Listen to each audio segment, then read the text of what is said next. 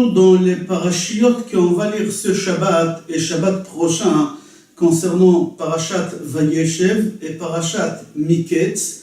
Dans les deux parashiot, on parle des rêves. Dans notre parasha Vayeshev, Vayachalom Yosef Chalom, Vayaged Le'echav. Et après ça continue, Vayachalom Od Chalom Acher, Vayisaper Le'echav, etc. Dans la paracha qu'on lira Shabbat prochain, au début de la paracha, on voit encore Paro qui fait un rêve Vayimiketz Shenatayim Yamim ou Paro Cholem Chalom. Dans les deux parachiotes, on voit le sujet des rêves. Il faut savoir c'est quoi un rêve. Pour comprendre les rêves qu'ils ont fait Yosef et Amavdil Paro, et aussi les rêves qu'ils ont fait Nebuchadnezzar, et qu'ils ont fait là-bas aussi dans le prophète, on voit qu'il y a plusieurs personnes, ils ont fait des rêves. Il faut comprendre la différence qu'il y a entre les rêves de chacun. Pourquoi on rêve? Le rêve, il vient de quoi?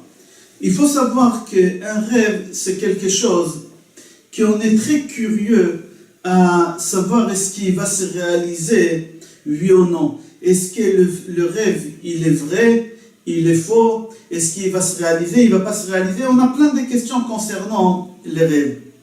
Avant d'expliquer c'est quoi un rêve, on va expliquer comment le corps fonctionne et après on va comprendre comment les rêves aussi ils fonctionnent. Il faut savoir que dans notre corps, on a une neshama qui est divisée en 3 parties. Et il y a encore 2 parties de neshamot qui se trouvent à l'extérieur de notre corps. Alors il y a le nefesh, ruach, neshama, c'est dans notre corps. Nefesh, elle est en bas. Ruach, elle est au milieu. Et neshama, elle est en haut. Après il y a chaya, c'est la 4e neshama, partie de la neshama qui elle flotte sur notre tête. Et il y a yechida. On va expliquer chaque chose, c'est quoi. On va commencer d'abord par la plus basse, celle qui est en bas, Nefesh. Nefesh, le Ahari Akadosh dit, Makom Mishkana Bakaved. L'endroit où elle se trouve, le Nefesh, dans notre corps, c'est dans le foie, c'est dans le sang. Là-bas, ça filtre, le foie, ça filtre tout le sang. Comme c'est marqué, Ki Hadam ou Nefesh. Et au moment que on a le Nefesh dans notre corps, alors la nefesh, elle est responsable de tous nos réflexes. Au moment que je bouge, c'est le nefesh qui donne l'autorisation de bouger. Au moment que je finis un repas et je suis en train de déjurer le repas, ça c'est le nefesh aussi. La respiration, c'est le nefesh aussi. Alors le nefesh, c'est la chose la plus basse qui se trouve dans le foie. Après, il y a la partie qui est plus élevée, Ruach. Ruach, Makom Mishkana Balev. Elle se trouve dans le cœur.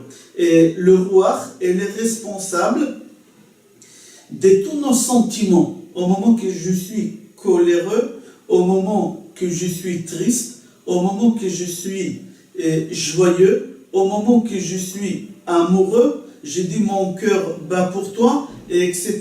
Tous ces sentiments,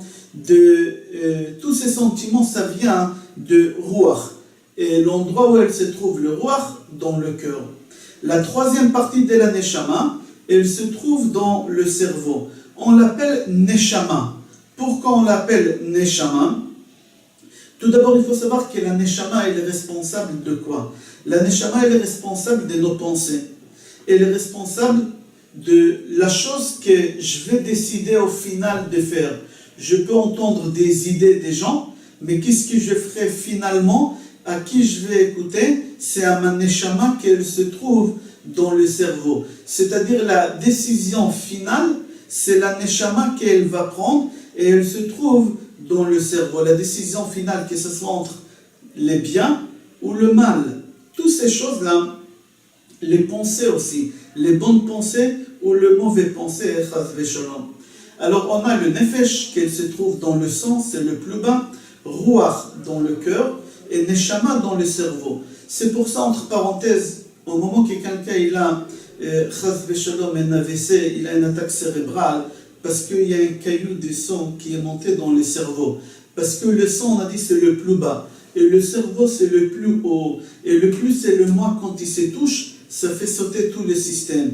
Comme ça, il explique Ma'arachu Rabbi Chaim Vital. Alors, on a expliqué c'est quoi? Nefesh, Ruach, Neshama. Il y a la quatrième partie, Yechida.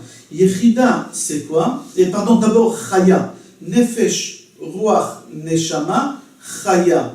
Chaya, c'est quoi? C'est le quatrième niveau de la Neshama qui est très élevé. Et cette partie de Neshama qui se trouve en haut de notre tête, elle nous lie avec le monde spirituel. Cette partie de Neshama, qu'elle flotte sur chacun, que ce soit homme ou femme, elle flotte sur nous et nous lie avec tout le monde spirituel qui se trouve en haut. Et il y a la cinquième partie de la Neshama qui s'appelle Yechida. Yechida en français, ça veut dire unique. Et cette partie de Neshama, elle nous lie, si on a cette chance, d'être lié avec Dieu lui-même. Comme Dieu, il est unique, et cette partie de la Neshama aussi, on l'appelle unique. Et cette partie, si on arrive à un niveau très élevé qu'on appelle Ruach HaKodesh, alors là, on peut utiliser la Yechida, qui on se lie avec Akadosh Baruch Hu, qui lui aussi, il est unique. Maintenant qu'on a expliqué Nefesh, Ruach, Neshama, Chaya, Yechida, on va comprendre c'est quoi un rêve. Au moment que je monte au lit pour dormir, alors il y a quelque chose qui se passe dans mon corps. On a dit qu'il y a 3 parties de Neshama dans notre corps. Les 2 parties élevées, ils se détachent de notre corps et ils montent dans le monde spirituel, passer la nuit avec les amis proches qui ont quitté ce monde-là depuis longtemps, qui sont morts, avec la famille très proche qui ont quitté ce monde. Et là-bas, eux, ils nous donnent des informations, des fois des vraies informations, des fois des fausses informations. On va expliquer tout à l'heure. Mais il y a une seule partie de la Neshama, qui est le Ruach, qui reste dans le foie. Et on a dit que le Nefesh, il reste dans le foie. Et on a dit que le Nefesh, il est responsable de tous nos réflexes. C'est pour ça, au moment que quelqu'un dort, il y a des gens qui parlent quand ils dorment. D'où ils ont cette parole de parler au moment qu'ils dorment, ça vient de Nefesh. Il y a des gens qui ronflent, d'où ça vient de Nefesh. Il y a des gens qui bougent, il y a des gens aussi qui marchent en dormant.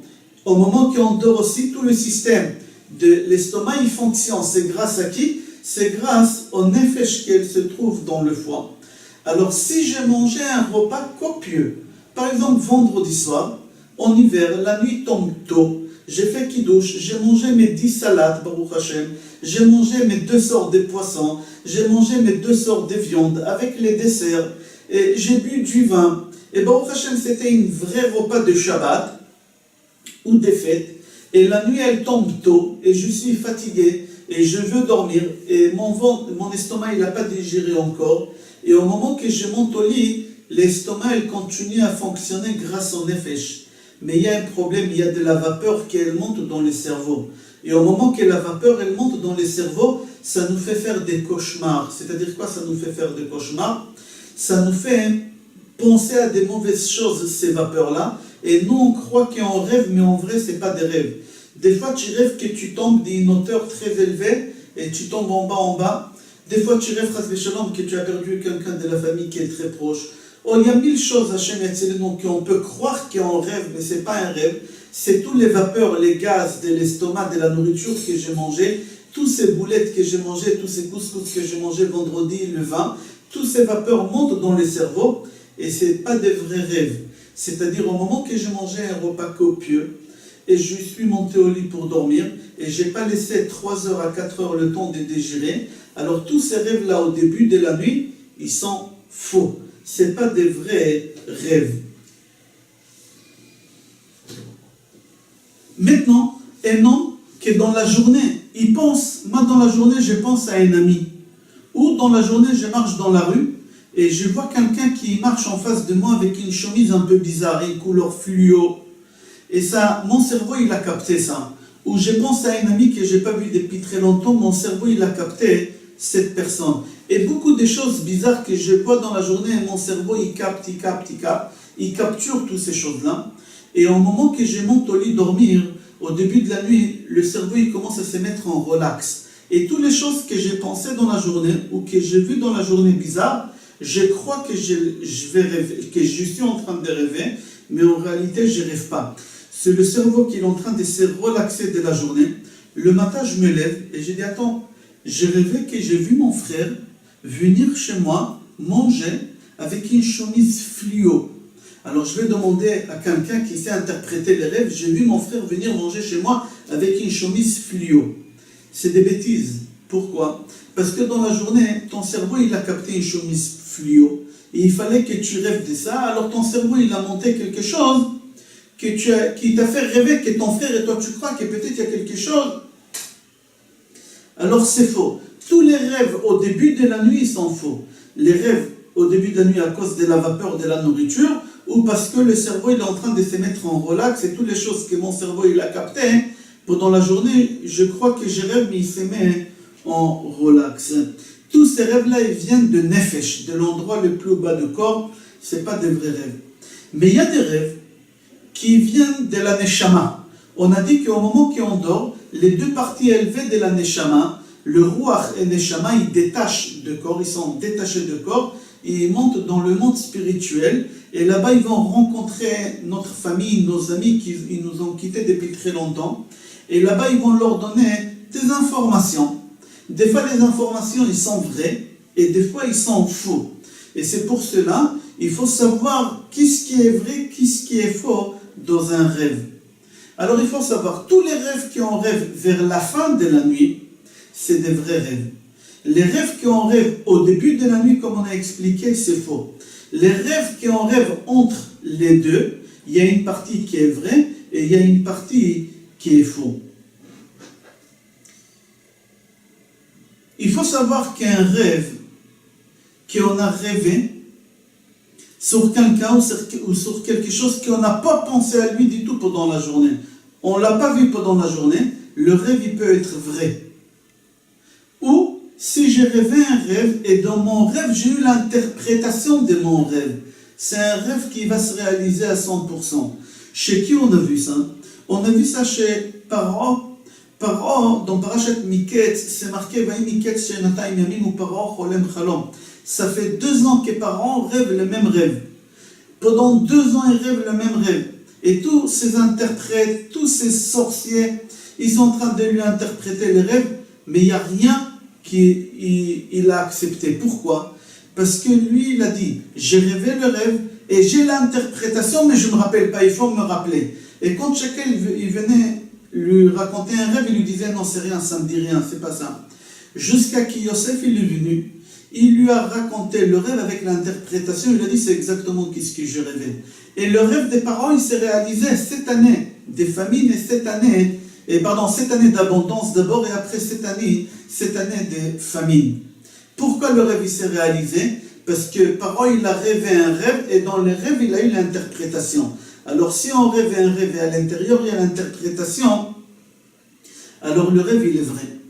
Maintenant pour arriver à Parashat Vayeshev, il faut savoir, la Gemara Brachot dit qu'un rêve qu'on ne l'a pas raconté, c'est un rêve qui ne va pas se réaliser.